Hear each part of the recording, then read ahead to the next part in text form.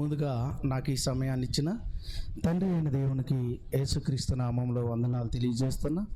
అదేవిధంగా మరి ఈ 3 రోజుల సభలకు ముఖ్య వాక్యోపదేశులుగా వచ్చేసినటువంటి మరి దైవజనులు సునీల్ అన్నయ్య గారికి, అదేవిధంగా దైవ సేవకులకు, వాక్యంపై ఆసక్తితో ఇచ్చేసిన గోగులపాడు మరి స్థానిక సంఘ అందరికి కూడా నా హృదయపూర్వక ధన్యవాదాలు తెలియజేస్తున్నాను.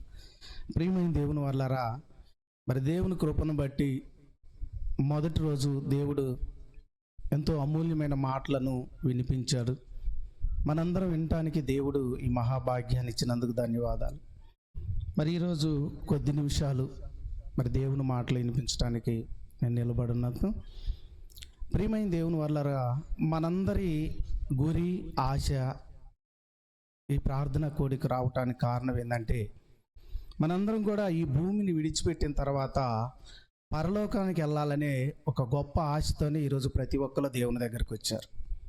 అందుకోసమే వచ్చింది. మనం ప్రార్థనకి ఎందుకు వస్తున్నాం? దేవుణ్ణి ఎందుకు నమ్ముకుంటున్నాం? పరలోకం కోసమేనా, లోకం కోసమా? పరలోకం కోసమే. ఈ జీవితాన్ని ఇక్కడి నుంచి ముగిస్తే మనం ఎక్కడ ఉండాలి? పరలోకంలో ఉండాలి. ఎందుకు పరలోకంలో ఉండాలంటే, మన నివాస స్థలము, శాశ్వత నివాస స్థలం అదే. మనం వచ్చింది కూడా ఎక్కడి నుంచి వచ్చాం? పరలోకం నుంచే వచ్చాం. కీర్తనల గ్రంథం 90వ కీర్తన చూడండి. 90వ కీర్తన మొదటి వచనం చూడండి. మోషే గారు ప్రార్థన చేస్తున్నారండి.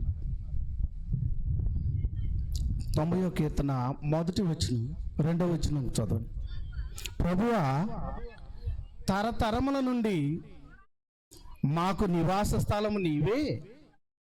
పర్వతములు పుట్టక మునుపు, భూమిని లోకమును నీవు పుట్టింపక మునుపు, యుగ యుగములు నీవే దేవుడవు. ఎవరు? ఈ పర్వతాలు, ఈ భూమి ఇవన్నీ లేనప్పుడు, ఈ సృష్టి లేనప్పుడు మనం ఎక్కడున్నాం? దేవునిలో ఉన్నాం, పరలోకంలో ఉన్నాం. తర్వాత 3వ వచనం కూడా చూద్దాం.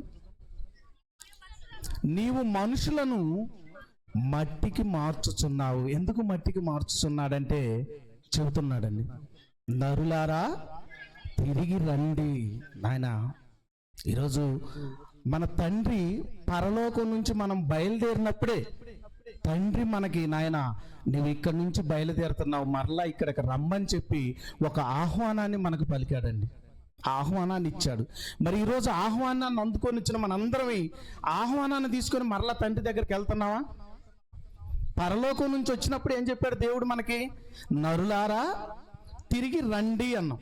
మనం కూడా ఏదన్నా మన పిల్లల్ని ఏదైనా పని మీదకు పంపించేటప్పుడు ఏం చేస్తాం? క్షేమంగా వెళ్ళి లాభంగా రా అంటే, వెళ్ళావు మరలా ఏం చేయాలి? పని పూర్తి చేసుకొని తిరిగి రావాలి. అదేవిధంగా దేవుడు కూడా మనల్ని, ఒకనాడు మనం పరలోకంలో ఉన్న మనల్ని ఏం చేశాడు? మరలా అక్కడి నుంచి భూమి మీదకు పంపించేటప్పుడు ఇక్కడ పని ముగించుకొని మరలా తిరిగి రమ్మని చెప్పాడు. ప్రియమైన దేవుని వల్ల ఈ ఆహ్వానాన్ని తీసుకొని వచ్చిన మనందరమే మరలా పరలోకం కోసం ఎదురు చూస్తున్నామంటే, లేదండి, ఈ లోకానికి వచ్చిన మనం లోకాన్ని చూసాము, లోకంలో ఉన్న ఆశలను చూసాం, ఈ లోకమే శాశ్వతం అనుకున్నాం, దేవుణ్ణి మర్చిపోయాం. చివరికి ఆ పరలోకానికి మార్గాన్ని మర్చిపోయి దేవుని పని వదిలిపెట్టామండి. ప్రియమైన దేవుని వాళ్ళారా, మరి ఈ పరలోకం వెళ్ళాలంటే వచ్చాం, పరలోకం నుంచి ఆహ్వానం తీసుకొని మరలా పరలోకం వెళ్ళటానికి దేవుడు భూమి మీదకు పంపించాడు కదా. ఈ భూమి మీద మనం ఎలా బ్రతకాలి, ఎలా బ్రతికితే దేవుడు మరలా పరలోకాన్ని వెళ్తాం అని కనుక చూస్తే, మార్కు సువార్త 10వ అధ్యాయంలో మరి ఒక యవనస్తుడు యేసుక్రీస్తు వారిని అడుగుతున్నాడు. ఆ మాట చూడండి. మార్కు సువార్త 10వ అధ్యాయం 17వ వచనం నుంచి చూడండి. ఎలా బ్రతికితే వచ్చాం పరలోకం నుంచి, ఈ భూమి మీదకి వచ్చిన మనం మరలా పరలోకం వెళ్ళాలంటే మనం ఈ భూమి మీద ఎలా బ్రతకాలి, మన జీవితాన్ని ఎలా మార్చుకోవాలి, ఎలా మార్చుకుంటే మనం పరలోకం వెళ్తామో యేసుక్రీస్తు వారి మాటల్లోనే మనం విని ఆ మాటల ప్రకారం కనుక మనం బ్రతికితే మనం పరలోకం వెళ్తామండి. 17వ అధ్యాయం చూడండి, 10వ అధ్యాయం 17వ వచనం. ఆయన బయలుదేరి మార్గమున పోవుచుండగా ఒకడు పరిగెత్తుకొని వచ్చి ఆయన ఎదుట మోకరిల్లి, సద్బోధకుడా, నిత్య జీవం నాకు వారసుడు నగుటకు నేనేమి చెయ్యాలి? అయ్యా, పరలోకం ఉన్నానగా, ఒకప్పుడు నేను పరలోకంలో ఉన్నానన్నావు కదా, ఆ పరలోకం నుంచి ఇక్కడ భూమి మీదకి వచ్చామన్నాం కదా ఒక పని నిమిత్తం. ఏ పని నిమిత్తం నేను ఎలా బ్రతికి మరలా నేను పరలోకం వెళ్ళాలి, ఎలా భూమి మీద బ్రతికితే నేను పరలోకం వస్తానని చెప్పి యేసుక్రీస్తు వారిని అడిగాడండి. అడిగినప్పుడు యేసుక్రీస్తు వారు ఏమంటున్నాడు చూడండి. ఆ యేసు సత్పురుషుడని నన్ను ఎలా చెబుతున్నావని చెప్పి ఆజ్ఞ ఇచ్చాడండి. చదువు. దేవుడు ఒక్కడే కానీ మరి ఎవడును సత్పురుషుడు కాదు. నరహత్య చేయవద్దు, వ్యభిచరించవద్దు, దొంగిలించవద్దు, అబద్ధ సాక్ష్యం పలకవద్దు, మోసగించవద్దు, నీ తల్లిదండ్రులను సన్మానింపుము అనే ఆజ్ఞలు నీకు తెలియను కదా అని చెప్పాను. వచ్చాడండి యవనస్తుడు వచ్చి, నాయన నేను పరలోకి వెళ్ళాలంటే నేను ఎలా బ్రతకాలి అన్నప్పుడు ఏం చెప్పాడంటే యేసుక్రీస్తు వారు, ఇదిగో ధర్మశాస్త్రంలో ఉన్నట్టు వ్యభిచరించొద్దు, అబద్ధం ఆడొద్దు, దొంగతనం చేయొద్దు, నీ తల్లిదండ్రులను సన్మానింపము అన్నాడండి. చదివారు అవేనంది. మనం కూడా ఈరోజు పరలోకి వెళ్ళాలని కదా దేవుని దగ్గరికి వచ్చింది. దేవుని దగ్గరికి వచ్చిన తర్వాత ఏం చేయాలని చెప్పాడు? దొంగతనం చేయొద్దు, అబద్ధం ఆడొద్దు, వ్యభిచరించొద్దు, ఈ ఆజ్ఞలన్నీ చెప్పాడు. మనకు కూడా చెప్పాడు. చెప్పినప్పుడు ఆ యవనస్తుడు ఏమంటున్నాడు చూడండి. యవనస్తుడు ఏమన్నా 20వ వచనం, అందుకు అతడు, బోధకుడా, బాల్యము నుండి ఇవి అన్నీ అనుసరించుచున్నానని చెప్పాను. అందుకు అతను చూసి అతన్ని ప్రేమించి, నీకు ఒకటి కొదువుగా ఉన్నదన్నాడు. ఇవి ఎప్పుడైతే ఈ పదాజ్ఞలన్నీ పాటించమన్నాడు, అయ్యా నేను బాల్యం నుంచి అవన్నీ చేస్తానంటే యేసుక్రీస్తు అంటండి అతను చూసి ప్రేమించాడంట. నిజంగా కదండి. తల్లిదండ్రులు బిడ్డలు మనం వాళ్ళ ఇష్టానుసారంగా జీవిస్తుంటే వాళ్ళ మాట ఏంటంటే ఏం చేస్తారు? తల్లిదండ్రులు మనల్ని ప్రేమించరా? కుటుంబంలో అందరూ ప్రేమించటం కాదు, తల్లిదండ్రుల మాట వినే వాళ్ళని ఒక్కరు బాగా ప్రేమిస్తారు.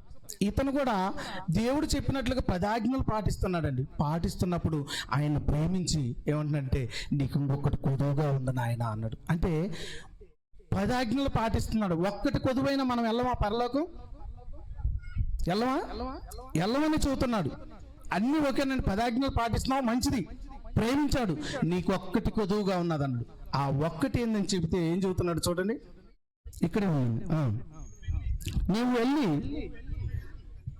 నీకు కలిగి ఉన్న అన్ని బేదలకిమ్ము, పరలోకమందు నీకు ధనము కలుగును, నీవు వచ్చి నన్ను వెంబడించమని చెప్పాడండి. చెప్పాడు కదా, ఏమన్నాడు? నీకు ఒకటి కొదువు ఉంది, ఏంటంటే నీ ఆస్తిని అంతా అమ్మి బేదలకిచ్చి నువ్వు నా ఎమ్మటి రమ్మన్నాడు. నిజంగా ఈరోజు మనం దేవుని కోసం పరలోకం కోసం వచ్చాం కదా, ఈ ఆజ్ఞ ఎవరైనా పాటిస్తామా? మనకున్నదంతా బేదలకి ఇస్తాం. బేదలు కాదు, దేవుని పనికి ఇస్తామా? దేవుని పనికి పాటలు పాడతాం, నాకున్నవి అన్ని నీవేనయ్యా అంటాం, కానీ ఇచ్చేది ఏదో చిల్లర 10 రూపాయలు. ఆయన ఏమన్నాడు? నీకు పరలోకం కావాలంటే ఏం చేయాలి? నీ ఆస్తిని అంతా మీ బేదలకి ఇచ్చి నువ్వు నా దగ్గరికి రమ్మన్నాడు. అప్పుడు ఏమన్నాడు చూడండి, అతడు మిగుల ఆస్తి గలవాడండి వెళ్ళిపోయాడండి. కనుక ఆ మాటకు ముఖము చిన్నపుచ్చుకొని దుఃఖపడుచు వెళ్ళిపోయాను. ఏం చేశాడంటే నిజంగా అక్కడి దాకా వచ్చాడు, పరలోకం దాకా వచ్చాడండి, చివరి దాకా వచ్చాడు. వచ్చి ఆస్తిని ఇవ్వాలనగానే దేవుణ్ణి వదిలేసి వెళ్ళిపోయాడండి. ఇంకా ఎన్నాళ్ళు బ్రతుకుతాడు? బ్రతికితే కొన్నాళ్ళు బ్రతుకుతారు, చనిపోతే నరకానికి వెళ్తారు. కానీ ఆస్తిని ఇవ్వటానికి ఇష్టపడలేదు, నరకానికి పోవటానికైనా ఇష్టపడ్డారు, కానీ ఆస్తిని దేవుని కోసం ఇవ్వటానికి ఇష్టపడలేదు, ధనాన్ని. అప్పుడు యేసుక్రీస్తు వారు ఏమంటున్నాడో చూడండి. అప్పుడు యేసు చుట్టూ చూసి, ఆస్తి కలవాడు దేవుని రాజ్యంలో ప్రవేశించుట ఎంతో దుర్లభము, ధనవంతుడు దేవుని రాజ్యంలో ప్రవేశించుట కంటే ఒంటె సూది బెజ్జంలో దూరుట సులభము. ఒంటె సూది బెజ్జంలో దూరుట సులభము.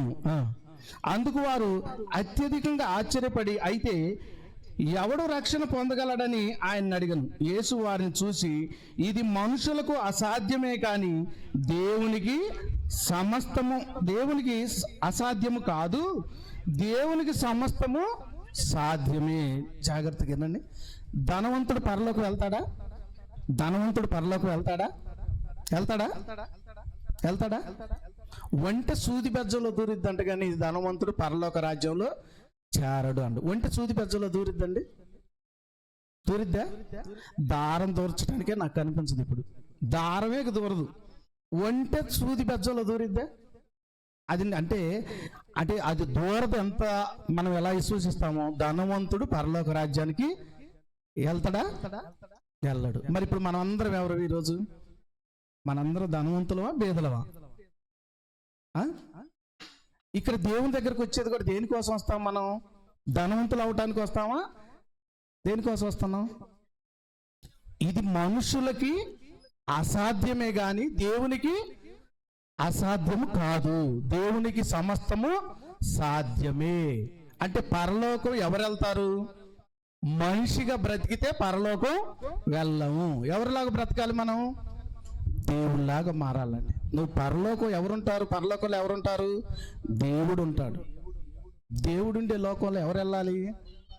దేవుళ్ళు వెళ్ళాలి. మరి మనం ఎవరిమి? మనుషులం కదా. సరే, పాపుల తర్వాత మనుషులం కదా. మనుషులు వెళ్తారా పరలోకం? మనుషులు వెళ్తారా? ఇది మనుషులకి పరలోకం వెళ్ళడం మనుషులకి అసాధ్యం. ఎవరికి సాధ్యం? దేవునికి సాధ్యం. అంటే ఇప్పుడు మనిషిలాగా బ్రతికితే మనము పరలోకం వెళ్ళం. ఇది చర్చికి ఎందుకు వస్తున్నారు? చర్చిలోకి ఎందుకు వస్తున్నారు? లోకం కోసం వస్తున్నామండి. ఏదో మేలు జరిగిద్దని వస్తున్నాం. అంటే దేవునికి సమస్తం సాధ్యం అన్నారు కాబట్టి ఈ లోకంలో మనం ఎలా బ్రతకాలంటే దేవునిలాగా బ్రతకాలండి. మన జీవితం దేవుళ్ళలాగా మారాలి. మరి మనం దేవుళ్ళలాగా మారాలంటే ఏం చేయాలి? మనుషులుగా బ్రతికితే పరలోకి వెళ్ళవు. దేవుళ్ళలాగా బ్రతికితేనే పరలోకి వెళ్తావు. దేవుళ్ళలాగా మారాలంటే ఏం చేయాలి అని చూస్తే యోహాను సువార్త 10వ అధ్యాయం 34-35 వచనాలు చూడండి. మనుషునికి అసాధ్యమే గాని దేవునికి సమస్తము సాధ్యమే. అంటే మనం పరలోకం వెళ్ళాలంటే దేవునిలాగా మారాలండి. మరి దేవునిలాగా మనం ఎప్పుడు మారుతాం? యోహాను సువార్త 10వ అధ్యాయం 34-35 వచనాలు.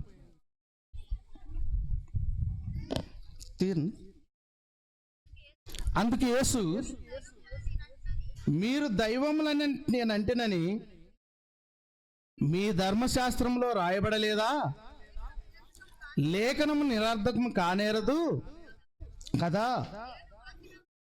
దేవుని వాక్యం ఎవనికి వచ్చునో వారే దైవములని చెప్పిన ఎడల నేను దేవుని కుమారునని చెప్పినందుకు.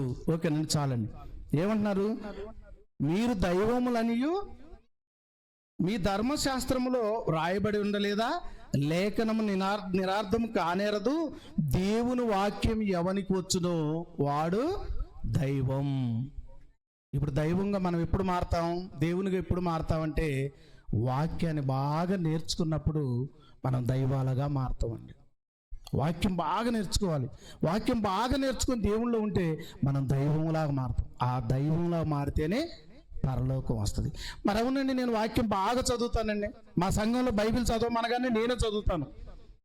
ప్రతిరోజు నేను 2-3 అధ్యాయాలు చదువుతాను. నేను బైబిల్ అంతా చదివాను అని కొంతమంది చెప్పుకుంటారు కదా. నిజంగా నువ్వు చెప్పుకోవటం కాదండి. మన పిల్లల్ని ఒక్కోసారి పరిచయం చేసేటప్పుడు ఏరే వ్యక్తులకి, మా అమ్మాయి అండి 10th క్లాస్ చదువుతుందండి, లెక్కలు బలి చేస్తుందండి, ఇంగ్లీష్ బాగా మాట్లాడుతున్నప్పుడు ఎదుటి వ్యక్తి ఏం చేస్తాడంటే, లెక్కలు బాగా వచ్చమ్మా నీకు, 5 ఆళ్ళు ఎంత అంటాడు. ప్రశ్న వేస్తాడు. ప్రశ్న వేసినప్పుడు ఏం చేయాలి? అమ్మాయి టక్కున చెబితే బాగా చదువుతుంది. లేదండి అమ్మాయి అవి చెప్పదు కానీ బాగా చదువుతాడంటే ఎలా? బాగా చదివిద్దండి మా అమ్మాయి అంటే 5 ఆళ్ళు ఎంత అంటే చెప్పినప్పుడు నీకు లెక్కలు బాగా వచ్చంటే ఎదుటి వ్యక్తి అడిగిన ప్రతి ఒక్క ప్రశ్నకి జవాబు చెప్పాలి. నీకు నిజంగా వాక్యం వచ్చిందంటే దేవుడు కూడా మరి నీ జీవితం మారాలి.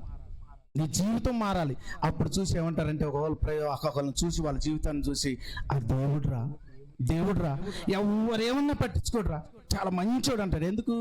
వాడి ప్రవక్తను చూసి మంచోడు అంటున్నావు. నువ్వు నిజంగా ఏమంటున్నాడు దేవుడు? వాక్యం ఎవరికి వచ్చునో వాడు దైవం. వాక్యం వచ్చిన వాళ్ళు దైవంగా మారుతారు. దైవంగా మారిన వాళ్ళు పరలోకానికి వెళ్తారు. ఇది మనుషులకు అసాధ్యమే కానీ దేవునికి సమస్తము సాధ్యమే. అంటే నువ్వు దైవంగా మారావంటే వాక్యం రావాలి. మరి వాక్యం వచ్చిందంటే నీ క్రియలను బట్టి తెలియాలండి. నువ్వు చూసి నేను వాక్యం బాగా చదువుతానని కాదు, వాక్యం వచ్చంటే నీ జీవితం మారాలి. ఎలా మారాలో తెలుసునా? రోమాపత్రిక 12వ అధ్యాయం ముగిస్తుంది. రోమాపత్రిక 12వ అధ్యాయం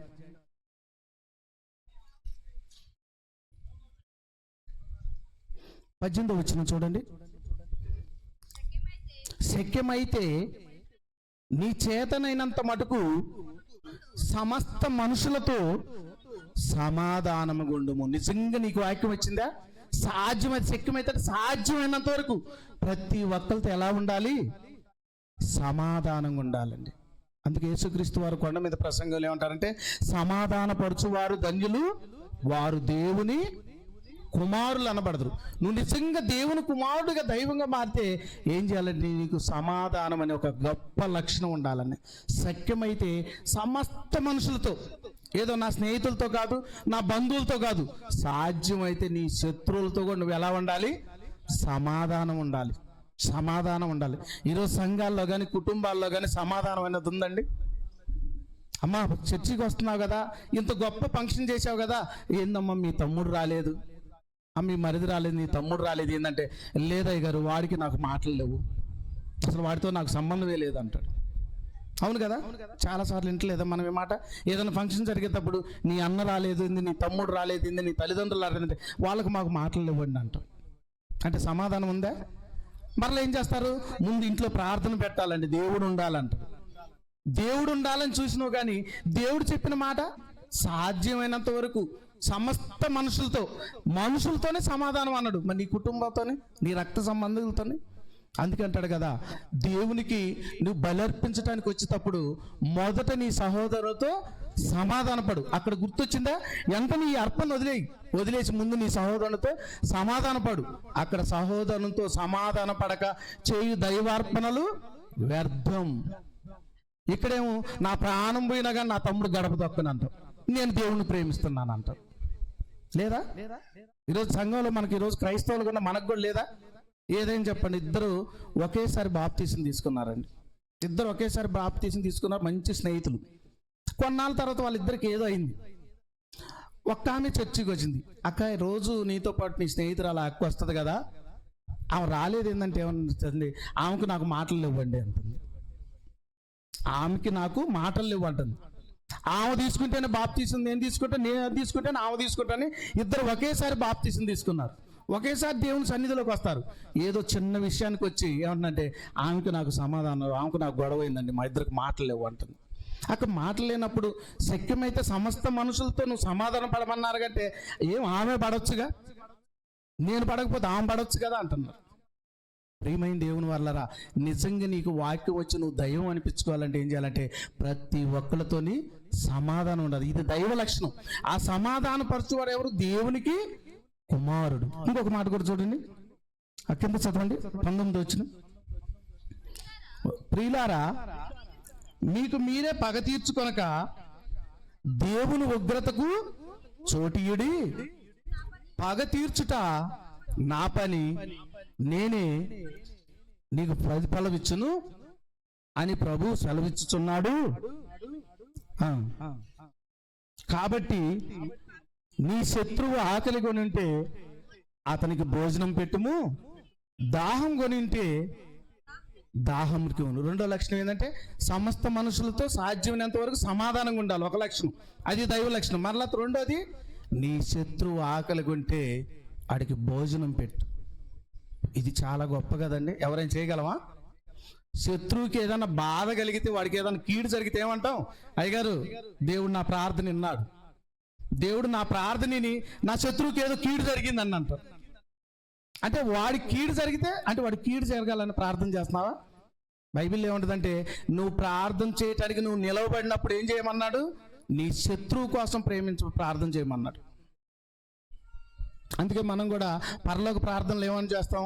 మా రుణస్తులను మేము క్షమించిన ప్రకారం మా రుణములను నీవు క్షమించు. అంటే మా శత్రువులు మనం ఇక్కడ మన శత్రువులను ప్రేమిస్తుంటే దేవుడు అక్కడ మన పాపాలని క్షమిస్తుంటాడు.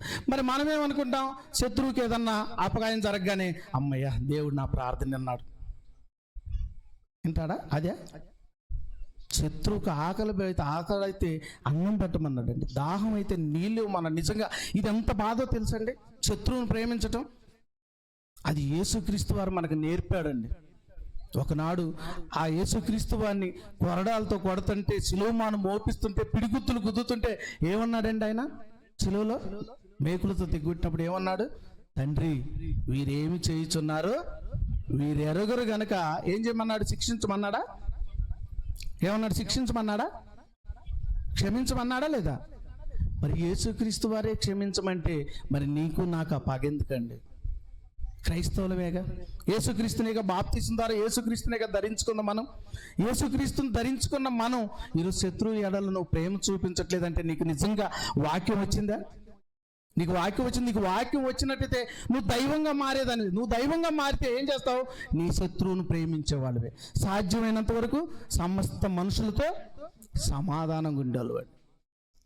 ప్రియమైన దేవుని వాళ్ళారా, ఈరోజు నిజంగా ఆలయానికి ఎందుకు వస్తున్నారంటే ధనవంతులు అవ్వాలని వస్తున్నారా, దైవంగా మారాలని వస్తున్నాం? మనం ఈరోజు చర్చికి ఎందుకు వస్తున్నాం, దేవుడిని ఎందుకు నమ్ముకున్నాం అంటే ఏం చెబుతారంటే, అయ్యగారు మాకు కష్టాలు ఉన్నాయండి, ఇక్కడికి వస్తేనున్న దేవుడు మా కష్టాల నుంచి విడుదల చేస్తాడని వచ్చామంటారు. కొంతమంది ఏమంటారంటే, ఆ మా అమ్మాయికి పెళ్లి కావట్లేదండి, దేవుడి దగ్గరికి వస్తే పెళ్ళి అవుతుందని వస్తాను. అంత లోకాశల గురించి. దీని గురించి పౌలు గారు ఏమంటారంటే, ఈ జీవితం మటుకే మీరు క్రీస్తు యందు నిరీక్షించిన ఎడల మనుషులందరికంటే దౌర్భాగ్యులు అన్నారు. దౌర్భాగ్యులు అన్నారు. ప్రియమైన దేవుని వాళ్ళ సంఘంలోకి వచ్చిన మనం ధనవంతులు కావాలని కాదండి, దైవాలుగా మారాలని చెప్పి రావాలండి. దైవాలుగా మారాలంటే ఏం చేయాలి? వాక్యాన్ని బాగా చదవాలి. వాక్యం ఎవరికి వచ్చునో వారు దైవాలు. మరి ఈరోజు వాక్యం చదువుతున్నావరా? బైబిల్ ఎవరు చదవరు. చదివిస్తున్నావా పిల్లలతోనే? అది కూడా లేదండి. ఉదయాన్నే లేచి చదువు అంటున్నాం కానీ బైబిల్ చదువు అంటలేదు ఏ తల్లిదండ్రులు కూడా.